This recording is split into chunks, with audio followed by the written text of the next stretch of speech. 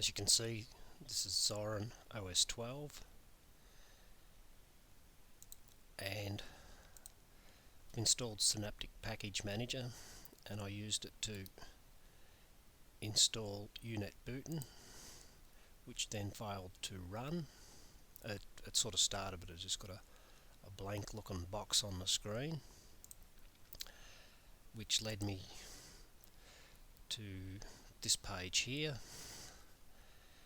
and I've installed it via the terminal by copying and pasting these 3 lines here, that one first, and then press enter, then that one into a terminal, and I got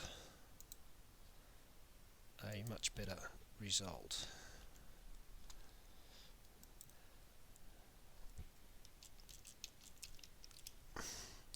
Which is, it actually works.